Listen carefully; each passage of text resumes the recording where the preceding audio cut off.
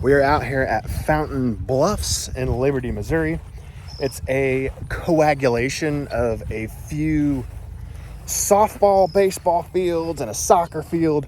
And in the very back, a lot of people don't know, but there is a kids only pond that they stock pretty heavily to make sure the kids catch fish.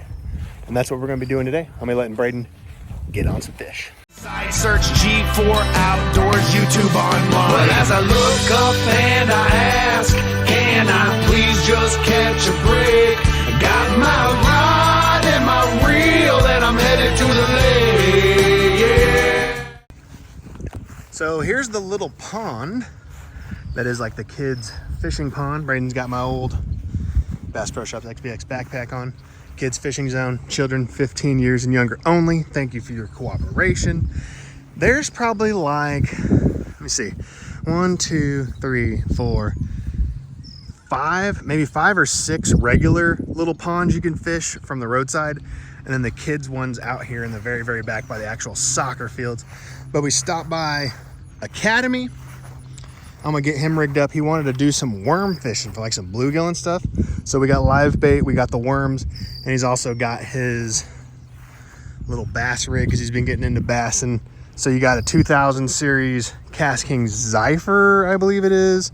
He's got a Shimano, I think it's a 6.6 with some braid on it. And he's gonna be throwing this little Texas rig. I think it's a Berkeley little lizard.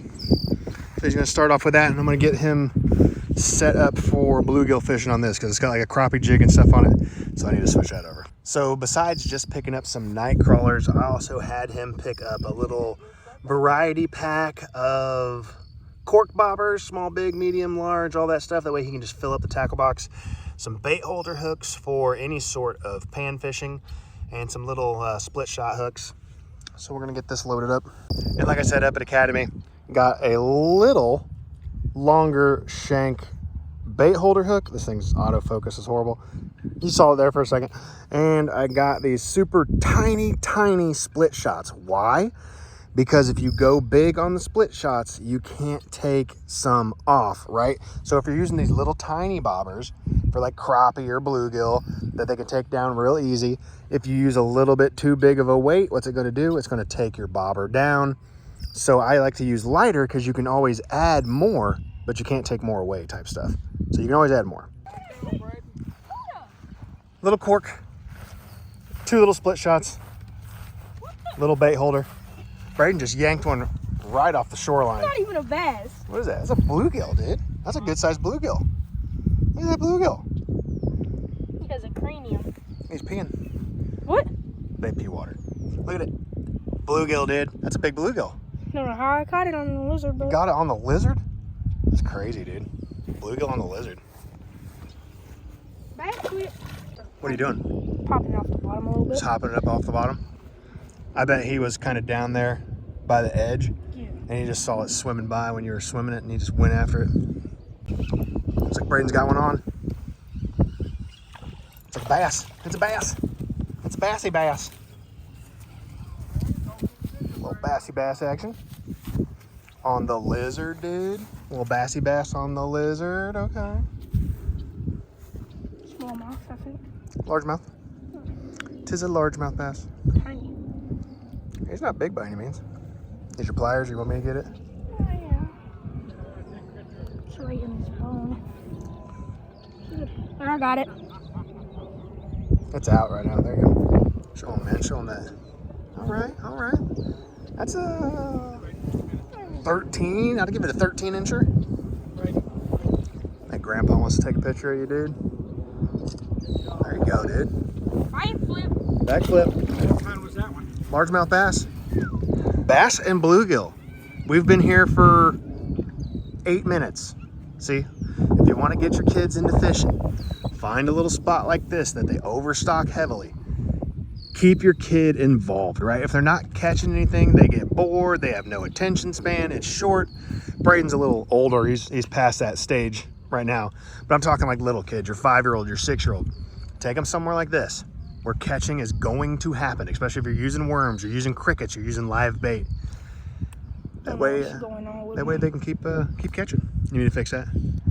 Okay. All right, so Braden switched it up to the bobber and worm, and within seconds of it hitting the water. Not even 2 seconds. Not even 2 seconds. The bluegill comes for the chomp chomp. That's dope, dude. Little backflip. Awesome. That's 3.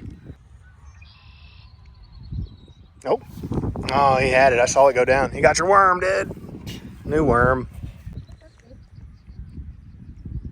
There he is. Oh, there he is. You got him, dude. Another gill. Another gillis. Yeah, he's gonna die. Huh? He's gonna die. You need me to get him out? He's hooked, like, I can get him out. backflip. All right. It looked like it was coming out of his gill, but it was just wrapped around the gill. Hooked fine in the mouth. Back to be caught another day. Worm fishing. He's got another one. That's a good hook, though. Good hook set. Yep. He'll get you a little bit sometimes. Ain't no big deal. Only hurts for a little bit. That's a good hook set. That's where you want him, right there in the top of the mouth, man. There you go. He's out. Another backflip. I mean, you can put him in there a little easier, you know. You don't have to yeet him and be mean every time. It's not being mean. I know. When's another time that they're going to be able to backflip? I mean, you got a point. All right, so it looks like Grandpa's going to be leaving. He just hung out for a little bit. So he's leaving the chair for Braden. So Braden's going to go lazy mode on the fishing, which is nothing wrong with that. Just chilling, making some casts. Thanks for coming out. Okay, thanks. Good Hanging luck, out. you guys. We'll get you on the boat soon, right? Sounds like a winner. Do some Watkins Mill action or something. Yeah. Yeah, so let's continue with the worm fishing. So what are you doing? You're just taking a worm. You're using your old crusty pliers. You got 2 pair of pliers. You got these good ones we just bought today. And the cutters on these are actually pretty good. Those are Academy Sports H2O series. The cutters on those, I was surprised, cut braid with no problem. So he's got these old crusty eagle claw ones I've had forever that I give him. And he's been using those to kind of cut his worms down. He's using about that much worm. I like to thread them twice. Yeah, give him a little double loop. So, like, yeah. I used to sink them like down the middle of it. Sometimes I do that if they keep stealing my worm. I get That one's probably sharp enough to probably need to cut his toenails, fingernails to cut the balls. You might be able to. Whoop. Oh, that's a good one. No, maybe it's not. It looked like it. Suck that bobber down. Look how fast that was, dude. Seconds. If you're in the area, you're in Liberty, you want to get your kid into fishing, you can go to Smithville and have that struggle of maybe not catching a lot of fish, or you can come somewhere like this. It's Fountain Bluffs. Like I said, pond in the back. It's free to come. Free to come. Kids fishing, 15 and under. Get them into fishing. Probably bring a chair because I know a lot of fish. A lot of kids. They don't like to do all that standing up and stuff. Yeah. I don't like to stand up a lot, but It's all good. All right, guys. Same worm. The fish didn't take his worm. Same worm. Same 1, spot. 2. You got skunked. You're getting skunked. You're supposed to prove us wrong, dude. There it is. There it is. Didn't take my worm. I like these little panfish, especially like these, like the green ears and the red ears.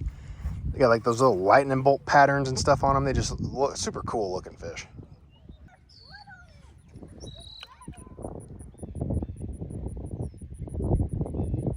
Oh, a little bite, a little bite. He's got it, he's got it. There he is, dude.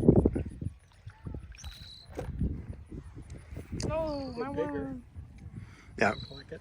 And especially like bluegill, like these round cork bobbers are a little harder for them to take under, which is okay. You can still kind of tell the bite, but I like those pencil ones, man. I use them for crappies. They're just really easy for them to take it down through the water. I'll teach them how to hold the bluegills. And half the time they don't even know. You want to show them how you hold bluegills? How do you hold them? So a lot of times, Yep. bluegills have really small mouths. So, and this one has a little bit of a bigger mouth. Yeah, you can lip them a little bit. But what I like to do, I'll have my fingers, and I'll kind of like push these back until you get to the little dorsal fin. For sure.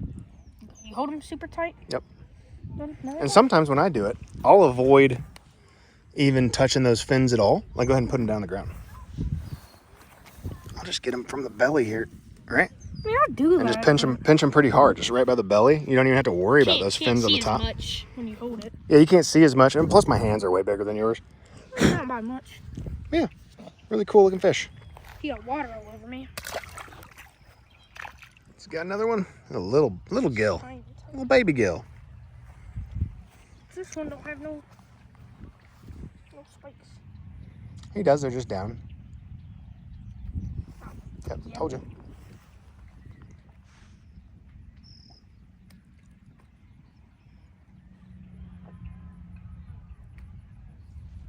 Squeeze them.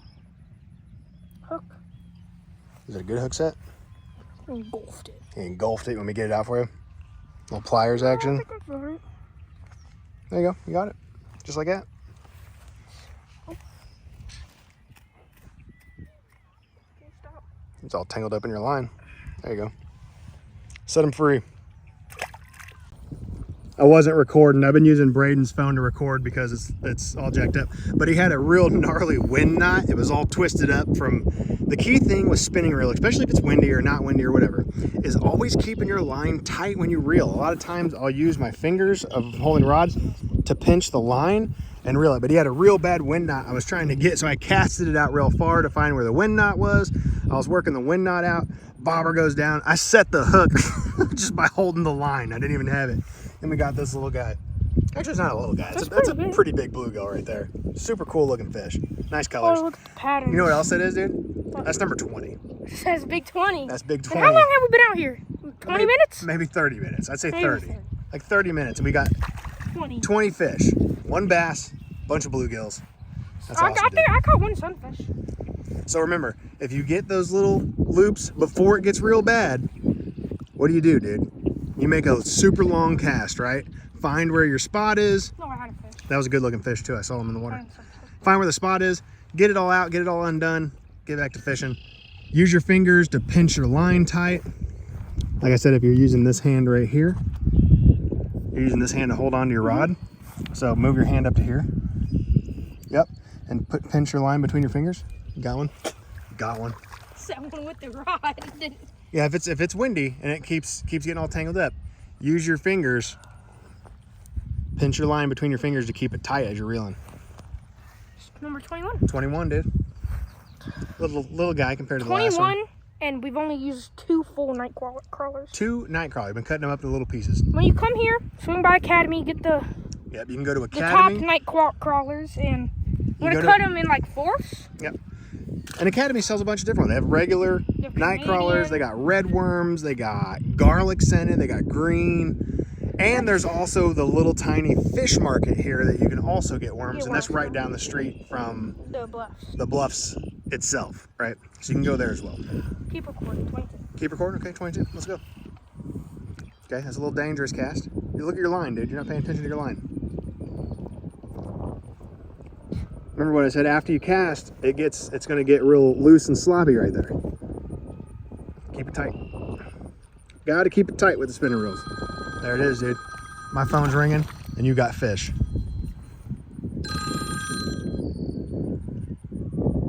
What is that now? 23? 22? Dad wants to try to catch fish. I'm gonna do the old guy thing. He's getting the groove. Sitting in the tree, dude, doing the bobber action. Haven't fished with night crawlers since I was a kid. Oh, he got it. Something else I'll do, watch. Instead of pinching the line, I'll stick my finger out like this. Let the line graze off my finger and it'll kind of keep it tight. Oh, guy got one right here. Didn't even know. Didn't even know what was going on. I was trying to show you guys a little lesson, keeping the old finger out to... He swallowed it, dude. He swallowed it. Where are the pliers? I need pliers. Here's my question, and it's one of my favorite parts of fishing like this, using live bait, whether it's worms, minnows, shad, whatever it is. Where's the surprise fish, right? Like catfish. You always get a surprise fish out of nowhere. Get your... You're all tangled up. You gotta fix all that. Where is the surprise fish? There's catfish in here. There's flatheads. I want to see a big old bass grab a hold of it. Because we caught 1 bass, and we know there's bass in here for sure. There's all kinds of stuff. It's like a little nature sanctuary. Yeah, there's a whole bunch of nature back there. It's just woods. There's nothing.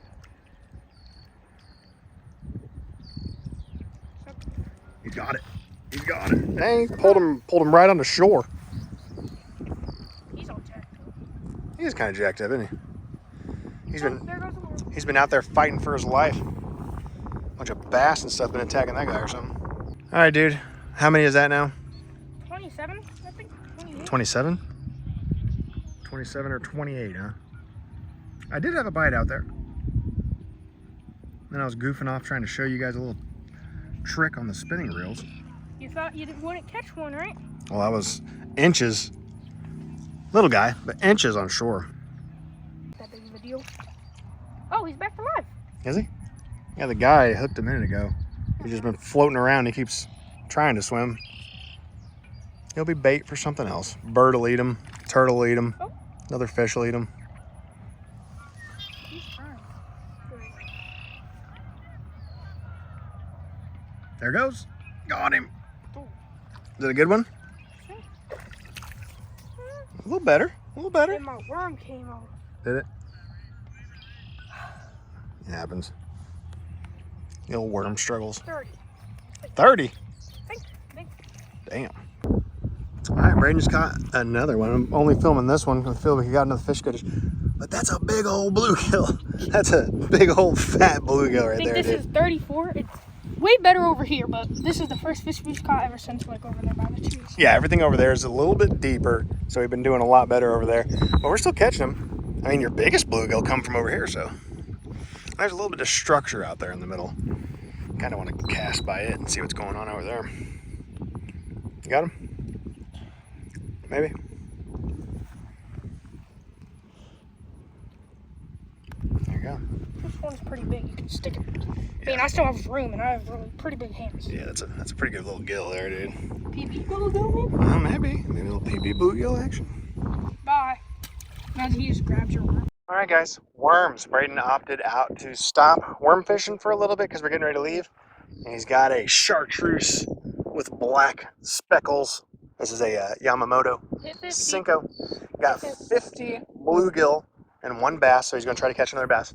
But like I said, if you're going fishing and you're taking kids, like I said, Braden's a little older, so he has a little bit more patience. Kids don't have patience, right? They don't have an attention span. So you need instant gratification constantly. And that's what a little place like this that's set up for kids fishing is going to do for you. We've been out here for about an hour and we caught 50 bluegill. Okay? Just worms, small tiny hooks, right? Little baby bobbers. Get it done. You guys what you say? Kids might not catch as many because they're not as experienced as me and a lot of kids are. Right. They'll still at least catch 10. You're going to catch. If you're not catching stuff for a little bit, move, man. The place is small. In this area. Yeah, move around. This side over here, I'm not going to be able to tell if you can tell what side, but if you're coming from where you parked down, you're going to go to the left side. It's a little deeper on that side, a little shallower on this side where we're at now. That's why he's doing a little bit of bass fishing. But yeah, catch fish. That's all I got to say, right? Yep. What do you got to say? I'm watching. Yeet! She gone. She gone. All right, y'all, like always, thanks for watching this video. We went fishing a bunch this weekend. He just wanted to go fishing again for a little bit, so I took him up here. I'm catching him. Like always, guys, if you enjoyed the video, hit the like button. I always appreciate when you guys do that. If you're new to watching the channel, hit the subscribe button, man. We always got content coming, whether it's hunting, guns, fishing, boating, all kinds of stuff. G4 Outdoors is what we do. Leave a comment down below. What are your tactics for getting your kids into fishing or kids fishing in general? You know, what do? Instant gratification for me. Get them hooked fast, you know. Leave a comment down below. Let me know what you guys think. Like always, guys, I will see you in the next one. I'm out. Later. Monday, Tuesday, Wednesday, Thursday. I just dream of fishing while I'm going through my workday. I listen to my boss, though he's driving me berserk. Damn it, I can't take much more because my brain is really hurting. And now the bank is always calling and I don't know what to do. And I haven't bought a crankbait since like 1992. But the bass are out.